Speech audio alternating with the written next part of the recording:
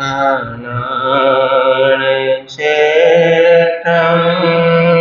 अवेकयानं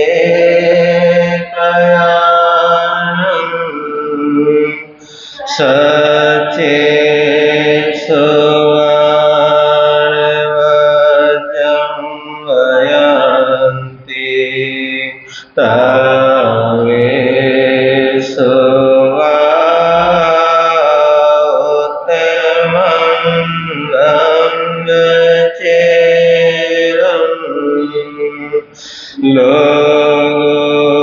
लोगोत्तमे समणे नायकोते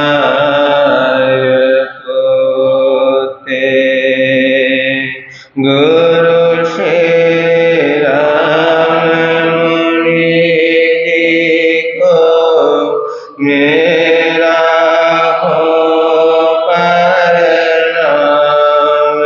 जिनका जग में ऊंचा नाम जिनका जग में ऊंचा गुरु श्री प्रेम सुख जी को मेरा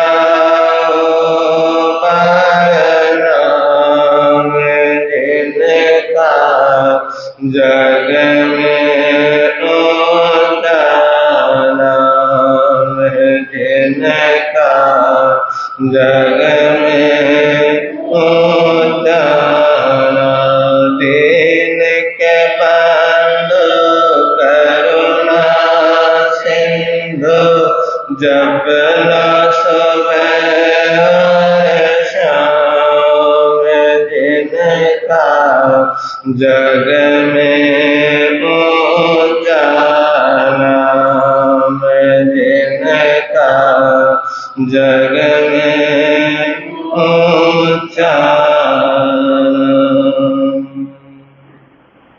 सबसे पहले शासनपति शरमण भगवान महावीर स्वामी की सदाकाल जय हो विजय हो।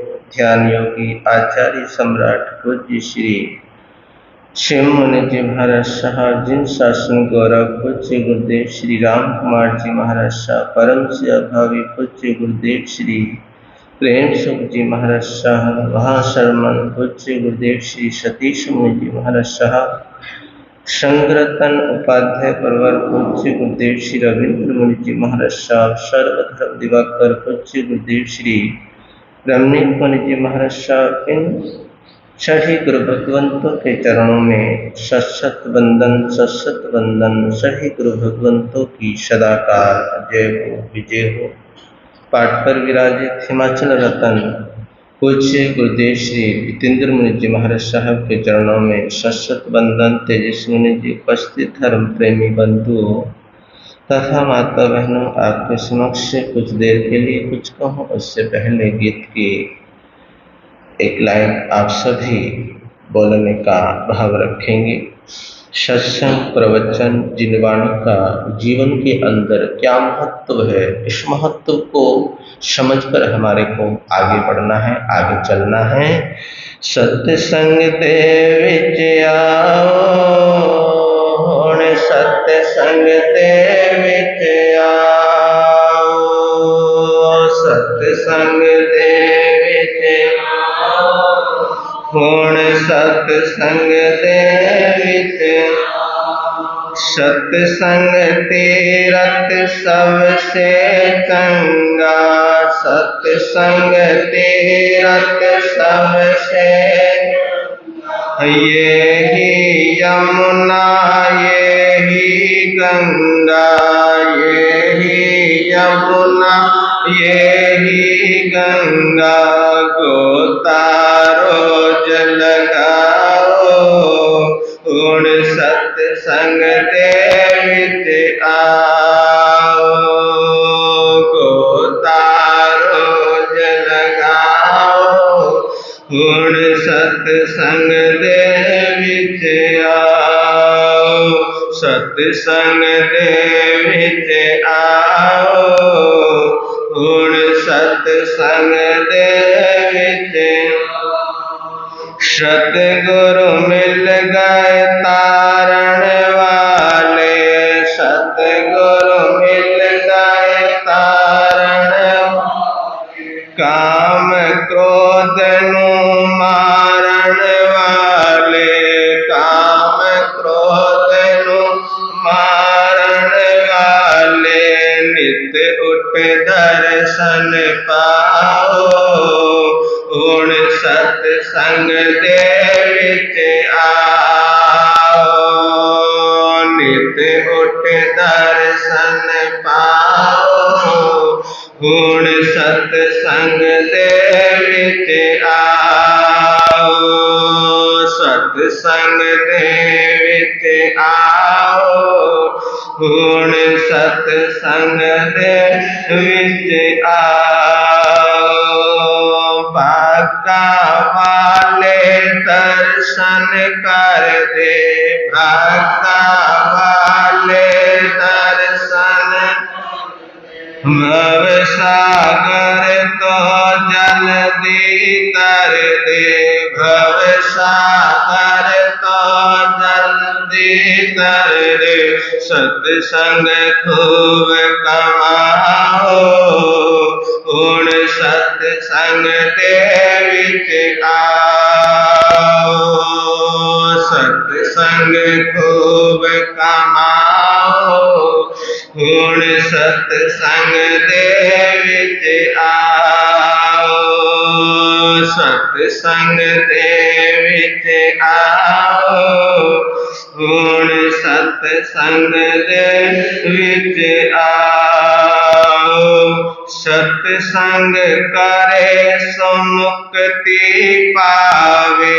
सतसंग करे सो मुक्ति, दुख दर्द नेड़े ही न आवे, दुख दर्द नेड़े ही न आवे, सतसंग करो कराओ, हुण सतसंग दे विच आओ, सतसंग करो कराओ, हुण सतसंग दे विच आओ, सतसंग दे विच आओ, हुण सतसंग दे विच आओ, सतसंग दे विच आओ, हुण सतसंग दे विच आओ।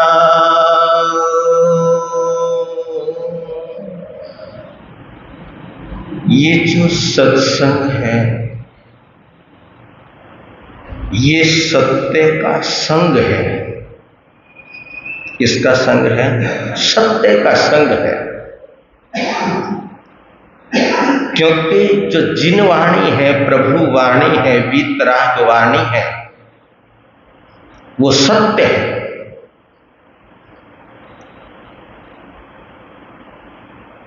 और जो सत्य से रूबरू हो जाता है,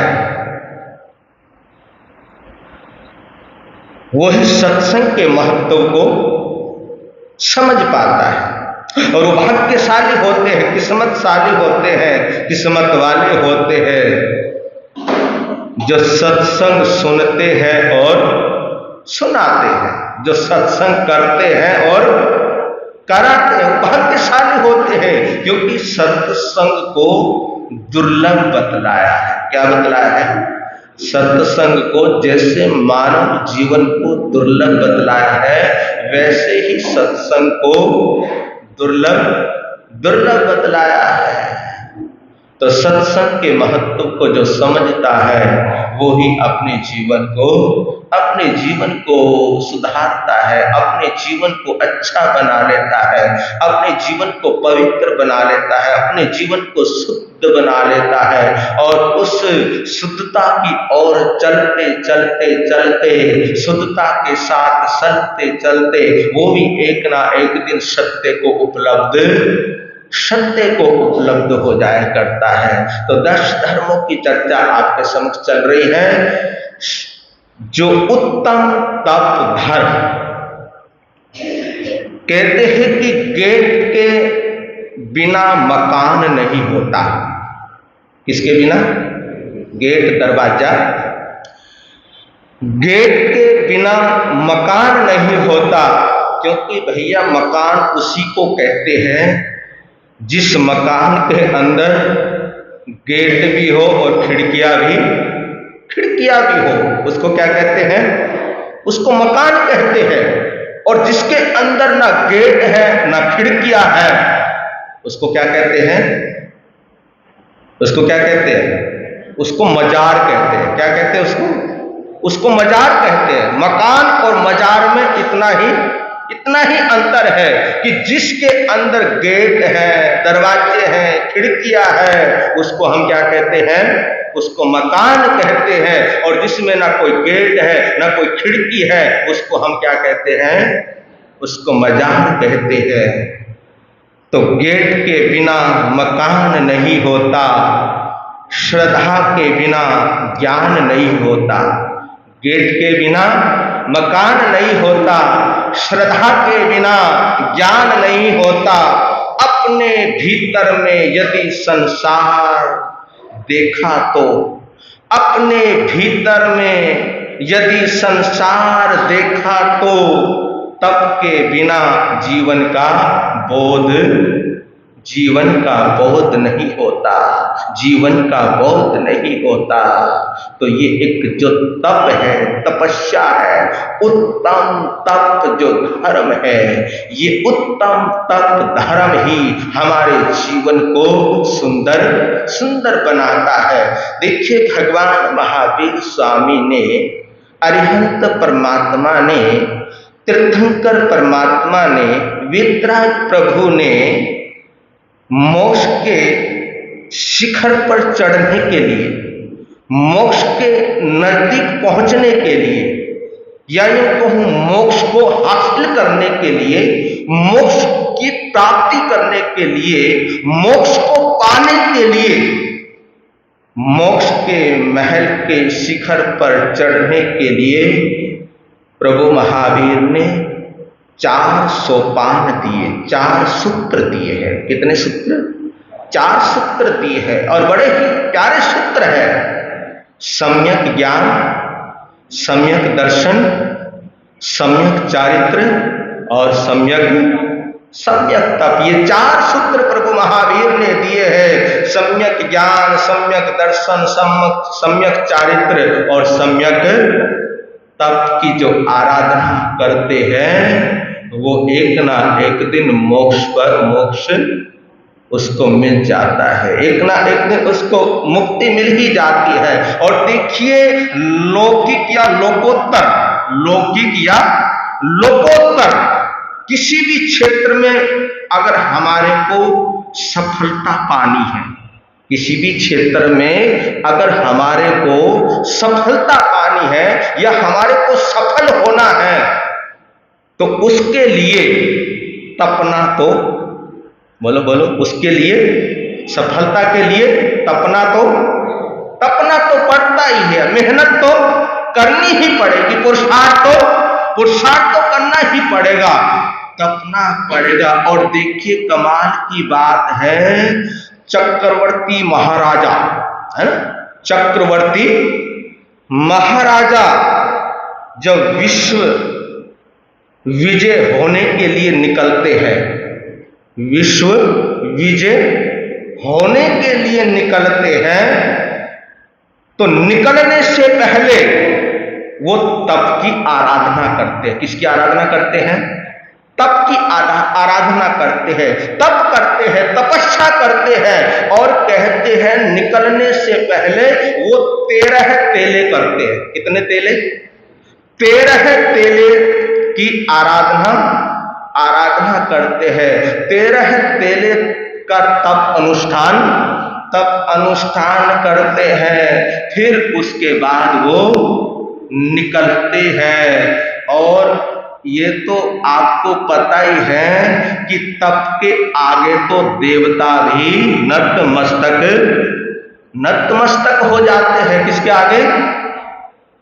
तप के आगे देवता भी नतमस्तक हो जाया करते हैं। धम्मो मंगल मुक्तिटम अहिंसा संयमो तवो देवा वितम नमम संति जस धमे सया सया मानो। तप के आगे तो देवता भी क्या हो जाते हैं, झुक जाते हैं, नम जाते हैं। तो कर्म मल को जलाने के लिए, इन कर्मों से छुटकारा पाने के लिए, इन कर्मों से छूटने के लिए तपस्या ही सर्वश्रेष्ठम क्या है, सर्वश्रेष्ठम साधना, साधना बतलाई है अरिहंत परमात्मा ने, प्रभु ने। और देखिए भगवान ऋषभ देव, आपको मैंने सुनाया था पहले भी, भगवान ऋषभ देव आदिनाथ, भगवान ऋषभ देव ने भी 1000 वर्ष तक क्या की थी, कितने वर्ष तक, 1000 वर्ष तक उन्होंने क्या की, तपस्या की, उन्होंने तप किया। तब जाकर उनको क्या हुआ, तब जाकर उनको मोक्ष की प्राप्ति हुई, केवल ज्ञान की प्राप्ति हुई है। 1000 वर्ष तक लगे रहे साधना के अंदर, तप के अंदर, तपस्या के अंदर। और तो और भगवान महावीर स्वामी ने भी 12.5 वर्ष तक क्या की, तपस्या की। तथागत गौतम बुद्ध ने भी 6 महीने की तपस्या की, कठोर तपस्या की, कठोर तप किया। कोई भी महान बने हैं, कोई भी महान हुए हैं, तो उनके पीछे उनकी महान तपस्या रही है। तभी तो जाकर वो क्या बने हैं, तभी तो जाकर वो महान बने। वैसे ही महान नहीं बन गए हैं। अरे भैया कुछ तो किया होगा, कुछ तो पुरुषार्थ किया होगा, कुछ तो मेहनत की होगी, कुछ तो साधना की होगी, कुछ तो आराधना की होगी, कुछ तो तप किया होगा, कुछ तो तपश्चरण किया होगा, तभी तो जाकर वो क्या हुए, तभी तो वो महान बने हुए हैं। ऐसे ही महान नहीं बन गए। महान बनने के लिए तपना तो पड़ेगा। उत्तम तप मार्ग पर चलने वाले, उत्तम, ये जो पहली जो ये शर्त है कि उत्तम तप मार्ग पर चलने वाले साधक के अंतःकरण में, अंदर में, अंतःकरण में, हृदय में सुदेव, सुगुरु एवं सुधर्म पर गहरा विश्वास होना चाहिए। क्या होना चाहिए, पहली बात सुगुरु, सुधर्म और सुदेव पर क्या होना चाहिए, गहरा विश्वास होना चाहिए। उसके बाद परमात्मा के वचनों पर अटूट श्रद्धा होनी चाहिए, अटूट विश्वास होना चाहिए। और उसके बाद अपने भीतर के अंदर, जो भीतर घुसे हुए हैं, जो अंदर है, अपने भीतर के जो विषय विकार है, अंदर क्या है, जो अंदर जो विषय विकार है, जो राग द्वेष को खत्म करने के लिए, इन विषय विकारों को खत्म करने के लिए, राग और द्वेष को खत्म करने के लिए तपो में जीवन जीना पड़ता है। तभी जाकर ये अंदर की ये जो गंदगी है, अंदर की जो ये बुराई है, राग और द्वेष की, तभी तो जाकर ये बाहर निकलती है, बाहर आती है। क्योंकि इस विषय विकारों, ये जो विषय विकार है, राग द्वेष के कारण ही कर्मों का क्या होता है, बोलो, किसके कारण क्या होता है, राग द्वेष के द्वारा ही कर्मों का बंधन होता है। और इन दोनों के बंधन में बंधी हुई, इन दोनों के बंधन में बंधी हुई हमारी ये आत्मा नाना प्रकार के कष्ट भोगती है, नाना प्रकार के कष्टों का सामना करती है। स्थानांक सूत्र के अंदर सूत्र आता है, दुविहे च बंदे, दुविहे च बंदे, तेज बंदे चेव दोष बंदे चाहिए। कहते हैं कि कर्म बंधन के दो ही कारण हैं। कर्म बंधन के कितने कारण हैं? कर्म बंधन के दो ही कारण हैं। कर्म बंध दो प्रकार से होता है, दो ही प्रकार से होता है, एक राग से और दूसरा द्वेष करने से। और जब अंतर राग आता है, अंदर जब द्वेष आता है, द्वेष अंदर जब उमड़ता है, तो उसके बाद फिर क्या होता है? उसके बाद फिर क्रोध आता है, उसके बाद फिर मान आता है, उसके बाद फिर माया आती है, उसके बाद फिर लोभ आदि कषाय पैदा अंदर होते हैं, इस जीवन के अंदर होते हैं। और इन कषायों से अष्टकर्म पैदा होते हैं। ये जो कषाय हैं, इन कषायों के द्वारा अष्टकर्म, कितने कर्म? अष्ट मतलब 8 कर्म है। ज्ञानावरणीय, दर्शनावरणीय, है ना, वेदनीय, मोहनीय, आयुष, नाम, कर्म, गोत्र, अंतराय, ये कितने कर्म हैं?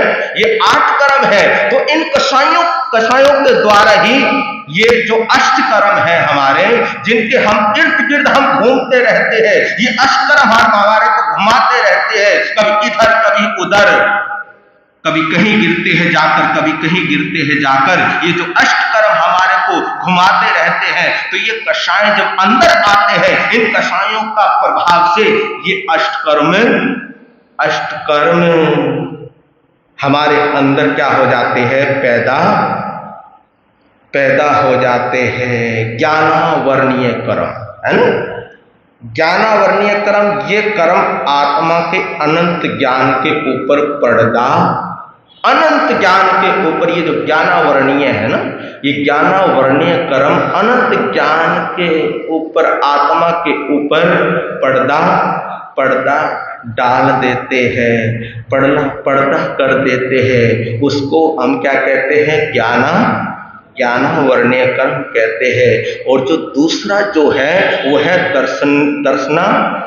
दर्शनावरणीय कर्म, जो आत्मा की अगाध श्रद्धा को दबाकर, अगाध श्रद्धा, जो आत्मा की जो श्रद्धा है, आत्मा की जो आस्था है, आत्मा का जो विश्वास है, उस आस्था को दबाकर, ये जो दर्शनावरणीय जो कर्म है, उस श्रद्धा को दबाकर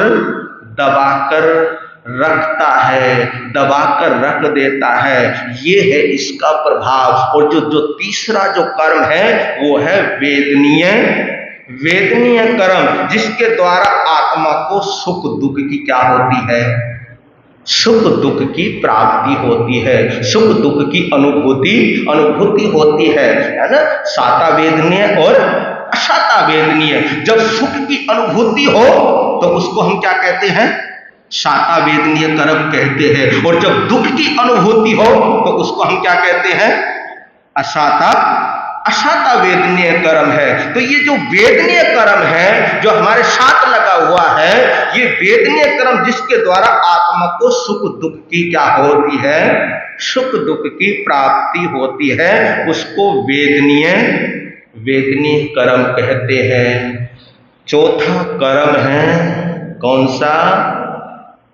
सबसे बड़ा, है ना, सबसे बड़ा मोहनीय, है ना, मोहनीय कर्म है।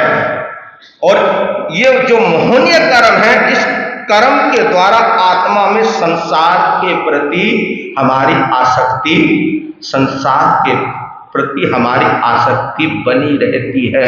और जब तक संसार के प्रति हमारे अंदर आसक्ति बनी रहेगी, तब तक हम संसार के ही चक्कर खाते रहेंगे, चक्कर काटते रहेंगे। तो ये जो मोहनीय कर्म है, ये मोहनीय कर्म हमारी आत्मा को नीचे गिरा देता है। और जब आत्मा नीचे गिर जाती है तो फिर हम ऐसे ही भटकते रहते हैं। तो मोहनीय कर्म जब तक बना रहेगा तब तक हमारी आसक्ति संसार से हट ही नहीं सकती। जब मोहनीय कर्म हटता है तभी जाकर आसक्ति क्या होती है? आसक्ति दूर होती है। और जब तक मोहनीय कर्म हमारा बना रहेगा तब तक हम सच्चे साधक सच्चे आराधक बन ही नहीं सकते। जब तक मोहनीय कर्म रहेगा तब तक हमारे को केवल ज्ञान की प्राप्ति हो ही नहीं सकती। तो ये जो मोहनीय कर्म है ये आदमी को भटकाता है, आदमी को इधर उधर अटकाता है। तो जो इधर उधर अटकाए उसको क्या कहते हैं? मोहनीय कर्म कहते हैं। और पांचवा जो कर्म है वो है आयुष्य कर्म, है ना? आयुष्य कर्म, उम्र, एज, आयुष कर्म।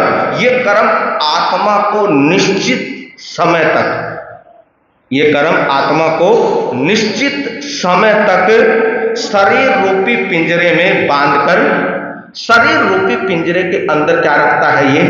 ये बांध कर रखता है। जितनी जिसकी उम्र है उस उम्र को भोगकर फिर ये इस पिंजरे को ये आत्मा क्या कर देती है? ये आत्मा छोड़ देती है। जैसे अपराधी कारावास में होता है, कारावास के अंदर बंद रहता है जब तक उसको दंड मिला है, जब तक जितने साल तक उसको दंड मिला है, तो उस कारावास को वो क्या करता है? उस कारावास को भोगता है, फिर वो बाहर निकल जाता है। और फिर आता है छठा है नाम कर्म। कौन सा?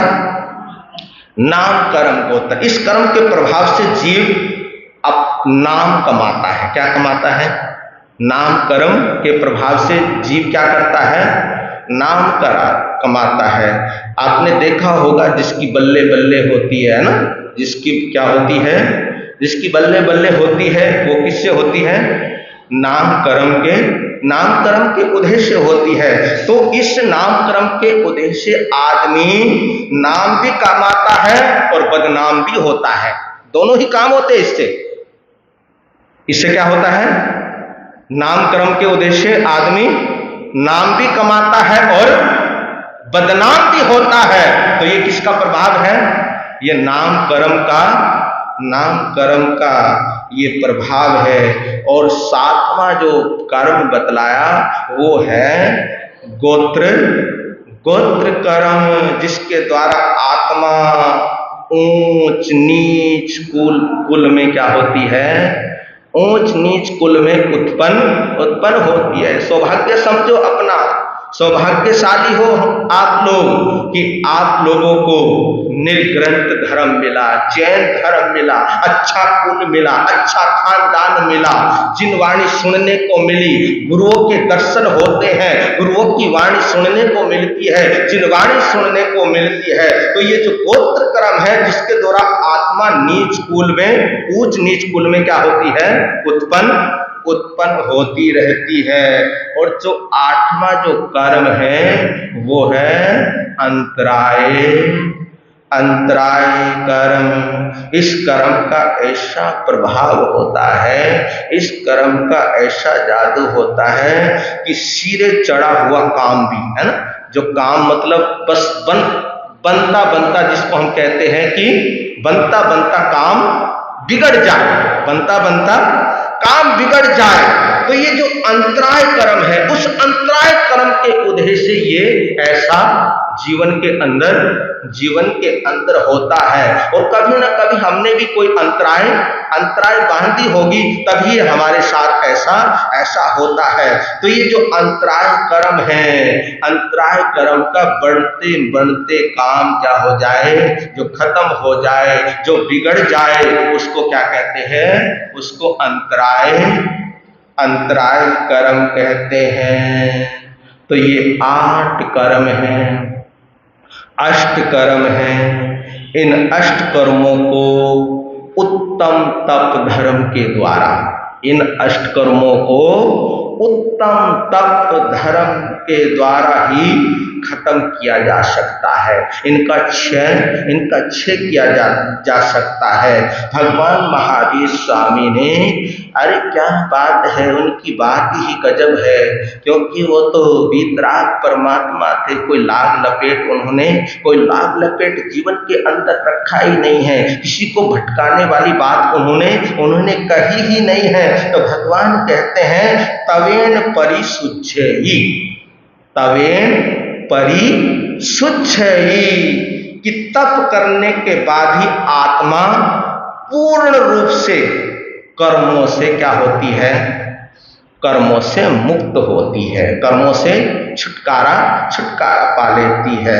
जैसे व्यक्ति दर्पण में अपने प्रतिबिंब को देखता है, दर्पण शीशे में अपनी शक्ल क्या करता है, अपनी शक्ल देखता है, अपना प्रतिबिंब को देख सकता। वैसे ही वैसे ही इस तपस्या के द्वारा, तप के द्वारा शुद्ध होने के बाद, शुद्धिकरण होने के बाद आत्मा को आत्मा के द्वारा अर्थात स्वयं के द्वारा देख सकता है। कब देख सकता है? जब अंदर से क्या हो जाता है, शुद्ध हो जाता है, अंदर से पवित्र हो जाता है। और अंदर से पवित्र होने के लिए, अंदर से पवित्र करने के लिए हमारे आत्मा के अंदर 12 प्रकार का क्या बतलाया है, 12 प्रकार का तप बतलाया। कितने प्रकार का? 12 प्रकार का तप बतलाया है। तप के 2 भेद किए गए हैं। कितने भेद किए गए हैं? 12 प्रकार के तपों में तप के 2 भेद किए गए हैं। एक बाह्य तप है और एक आभ्यंतर तप है। एक आंतरिक तप है, एक बाह्य तप है। और इनके भी दोनों के 6 भेद किए गए हैं।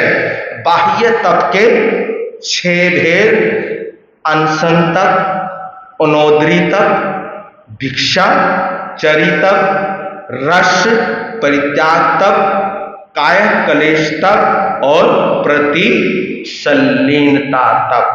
ये बाह्य तप बतलाए हैं परमात्मा ने। और जो अंतर के जो तप है, आभ्यंतर जो तप है, वो है प्रायश्चित तप, विनय तप, वैयावृत्य तप, स्वाध्याय तप, ध्यान तप और वयुत्सर्ग तप। ये 12 प्रकार के तपों की चर्चा आती है। और जिसमें कुछ तप तो देह से संबंधित है, कुछ तप तो किससे संबंधित है? ये जो हमारी देह है, हमारी जो ये काया है, हमारा ये जो शरीर है, कुछ तप तो इस देह से संबंधित है, तो कुछ तप विचारों से संबंधित है। जो पहला जो तप बतलाया है वो है अनशन तप। अनशन तप का मतलब यानी चारों प्रकार के आहार का क्या करना, चारों प्रकार के आहार का त्याग करना। कुछ समय के लिए या आजीवन के लिए क्या छोड़ देना, अन्न जल का क्या कर देना, अन्न जल का त्याग कर देना। इसको क्या कहते हैं? इसको अनशन तप कहते हैं। और दूसरा बतलाया, मैं शॉर्ट में बतला रहा हूँ क्योंकि टाइम हो रहा है, इतना टाइम नहीं है कि इसको थोड़ा सा बतलाया जाए। तो अनशन तप किसको कहते हैं?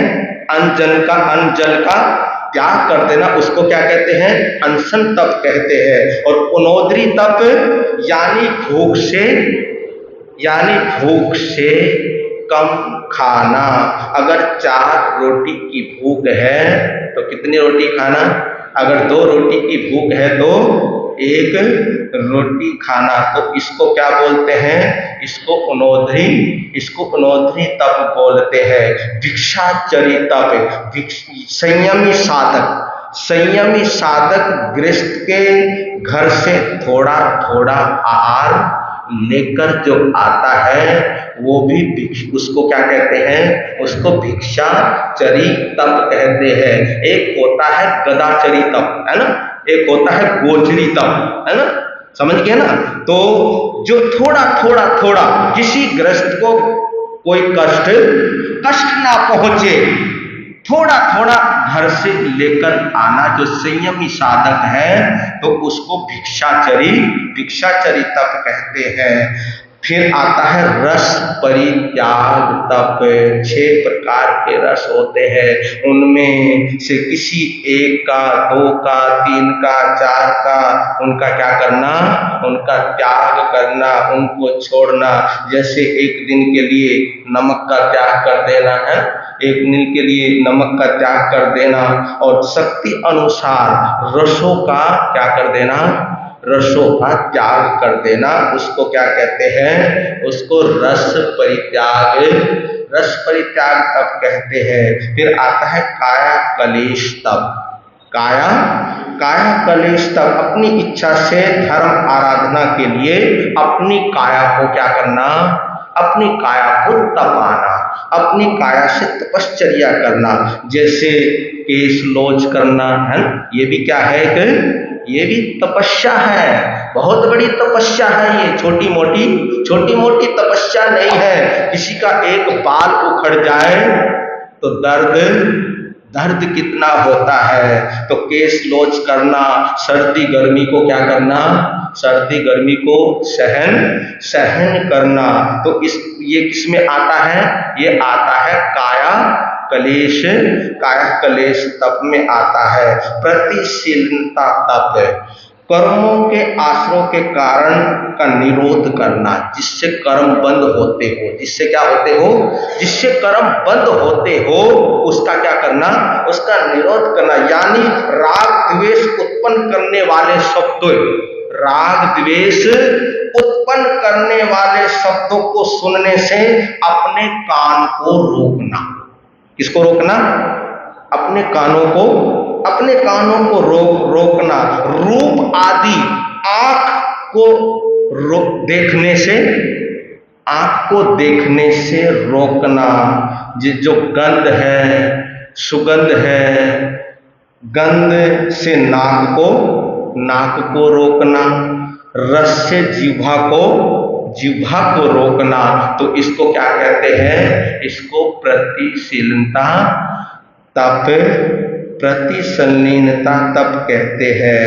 फिर आता है प्रायश्चित तप। कोई पाप दोष लग जाने से, कोई पाप दोष अगर जीवन के अंदर लग गया, क्योंकि भैया जो छद्मस्त है ना, जो छद्मस्त है वो किसके अधीन है, वो कर्मों के अधीन है। जो छद्मस्त है उसको जाने अनजाने में गलतियां हुई जाती है। तो कोई पाप दोष लग जाने पर उसकी शुद्धिकरण करने के लिए गुरुओं के पास या बड़ों के पास या आचार्यों के पास या उपाध्यायों के पास या प्रवर्तक के पास, जो बड़े होते हैं, बड़े संतों के पास जाकर अपनी गलती को क्या करना, अपनी गलती को स्वीकार करना। इसको क्या कहते हैं, प्रायश्चित तप कहते हैं। फिर आता है विनय तप, है ना। विनय को भी तप में गिना गया है। गुरुओं का, मुनियों का, अपने बड़ों का आदर सत्कार करना, उनका सम्मान करना, उसको क्या कहते हैं, विनय तप कहते हैं। उस विनयवान बेटा शिष्य हर क्षेत्र में क्या पाता है, आदर पाता है, सम्मान पाता है, इज्जत पाता है, सत्कार पाता है। और जो अगणित जो शिष्य होता है, हर जगह जाकर वो ठोकरे खाता है। तिरस्कार का पात्र बनता है। बड़ों के आने पर खड़े हो जाना, और बड़े अगर कहीं जा रहे हैं तो उनको थोड़ी दूर तक छोड़कर आना, ये क्या है? विनय विनय तप होता है।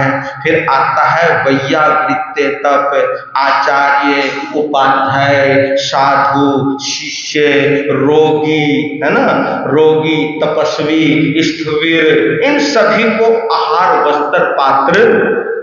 वस्त्र पात्र औषध आदि की जो आवश्यकताएं हैं जिन चीजों की, उन उन चीजों का उपलब्ध कराना, ये किसमें आता है? वैयावृत्त तप में आता है। फिर आता है ध्यान तप, मन को किसी एक जगह पर टिकाकर रखना, उसको क्या कहते हैं?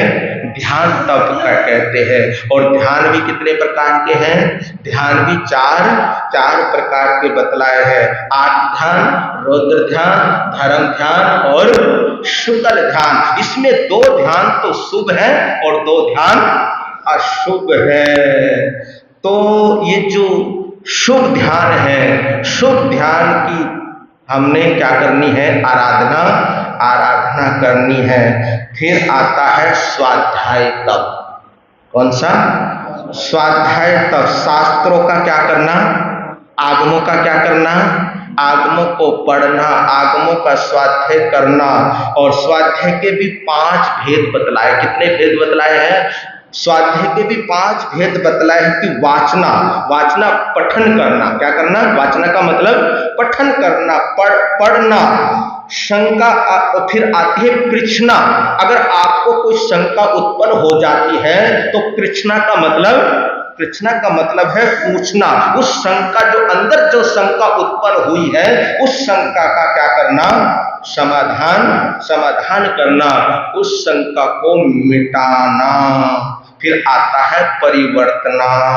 निसंदेह बने ज्ञान की बार बार आवृत्ति करना। जो आपने ज्ञान सीखा है, उस ज्ञान की बार बार क्या करना? आवृत्ति करना। अनुपेक्षा, अर्थ सूत्र का चिंतन करते हुए मन को एकाग्र करना। मन को क्या करना? ये जो मन हमारा इधर उधर भटकता है, इस मन को एकाग्र करना। फिर आता है धर्म कथा। क्या आता है? धर्म कथा। स्वयं के सीखे हुए ज्ञान से दूसरों को क्या करना? ज्ञान ध्यान देना, उपदेश देना। उपदेश देकर उनको धर्म ध्यान में लगाना और ज्ञान की वृद्धि कराना। ये सभी स्वाध्याय तप के क्या है? प्रभेद है। तो ये जो तप है, उत्तम तप धर्म, तो हमारे को उत्तम तप धर्म को समझकर चलना है और उत्तम तप धर्म की हमारे को क्या करनी है? आराधना करनी है। और जो उत्तम तप धर्म की आराधना करता है, वो भी एक ना एक दिन परमात्मा हो जाता है। वो भी एक ना एक दिन अरिहंत हो जाता है। वो भी एक ना एक दिन सिद्ध हो जाता है। तो उत्तम तप धर्म के अंदर ये पावर है, ये ताकत है कि आदमी जन्म और मरण से क्या हो जाता है? मुक्त हो जाता है। जो गम किसी को हमने दिए, वो गम तो हमको लेने पड़ेंगे।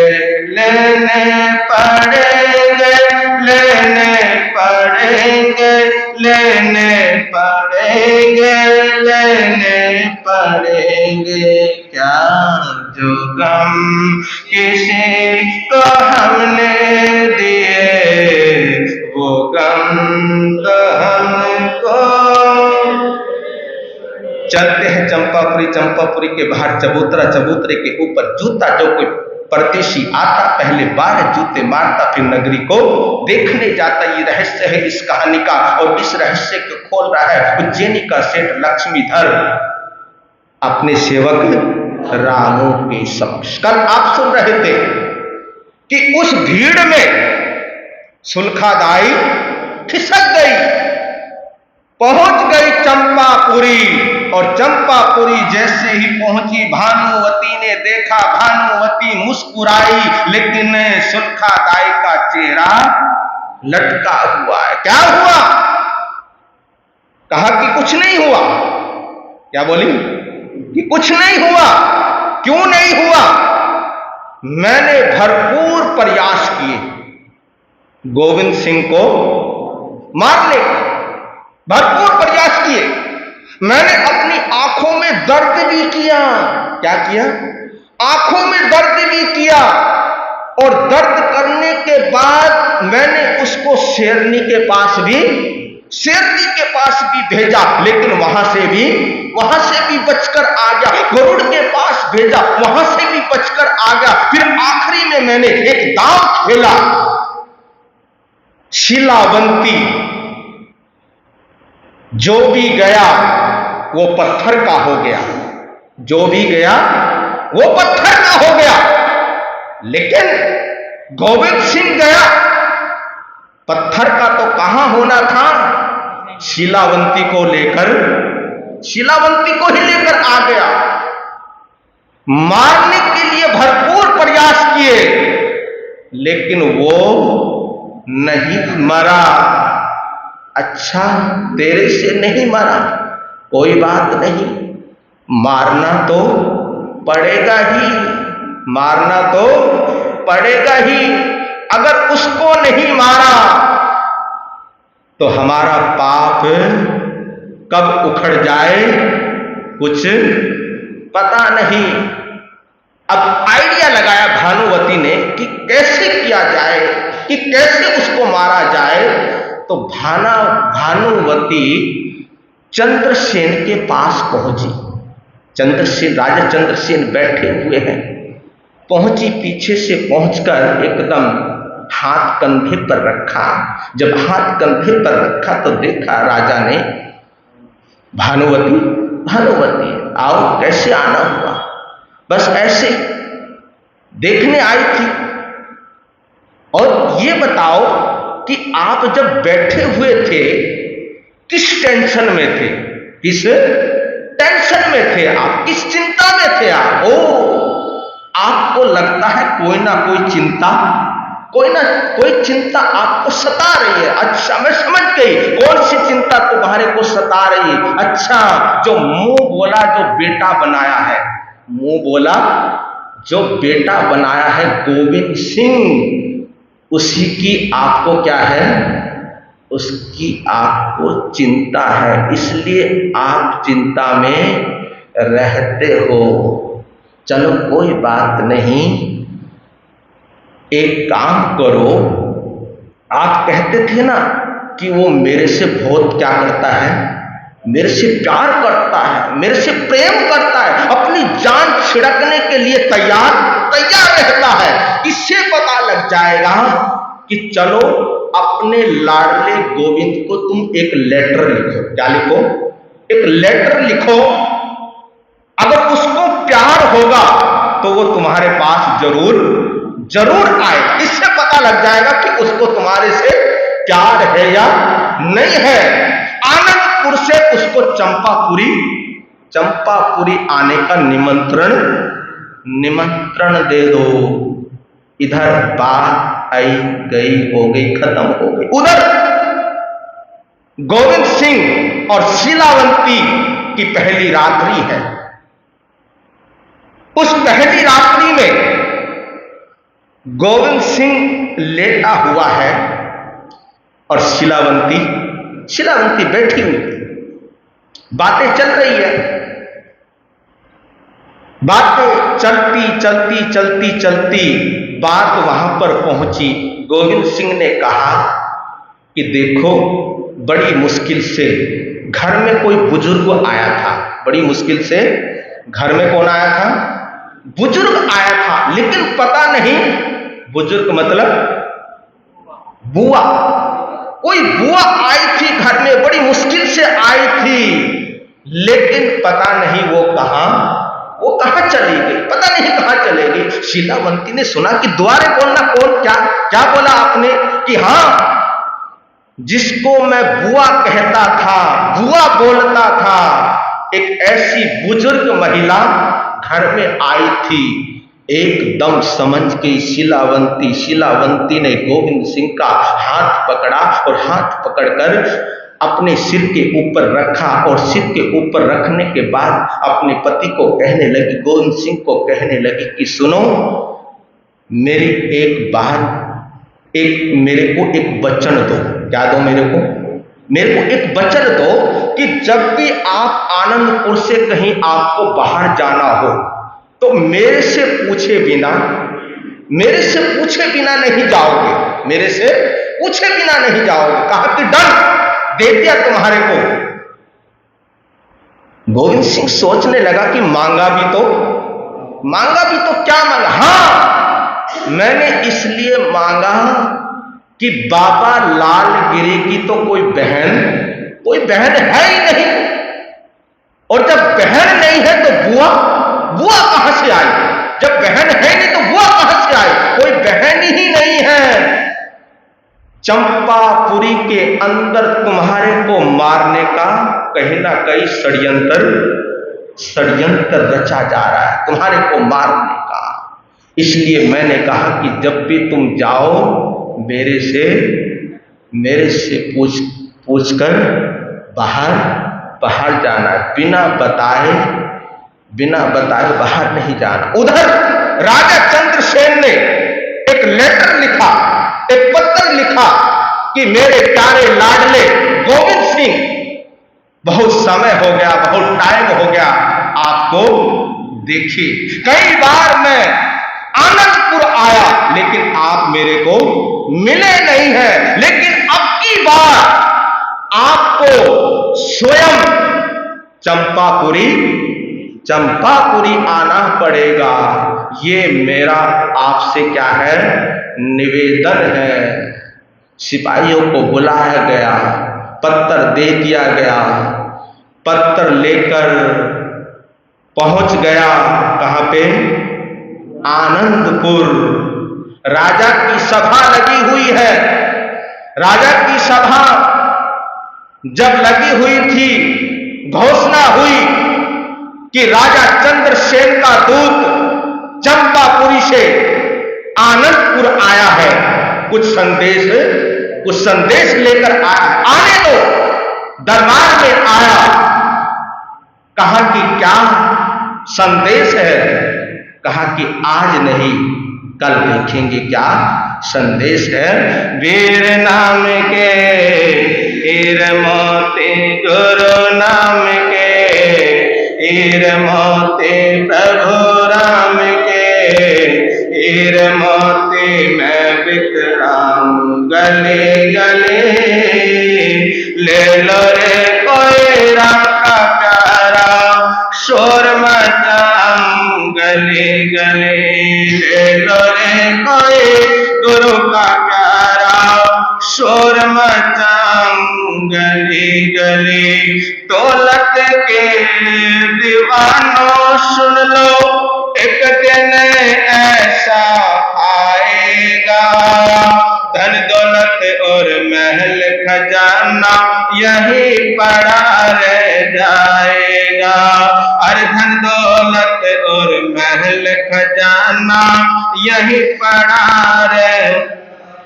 सुंदर काया मिट्टी बनेगी, सुंदर काया मिट्टी बनेगी, चर्चा होगी गले गले।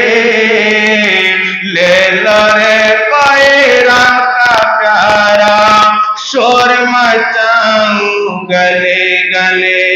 ले लो रे कोई गुरु का प्यारा, शोर मचाऊं गले।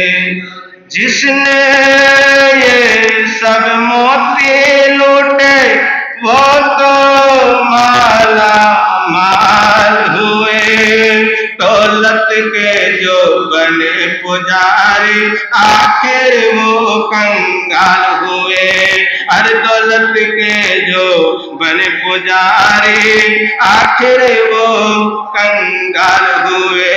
सोना चांदी वालों सुन लो, लोहे कपड़े वालों सुन लो, अरे यमुना नगर वालों सुन लो, बात सुनाऊं खरे खरे। ले लो रे कोई राम का प्यारा, शोर मचाऊं गले गले। ले लो रे कोई गुरु का प्यारा, शोर मचाऊं गले गले। हो शोर मचाऊं, शोर मचाऊं, शोर मचाऊं गले गले। आज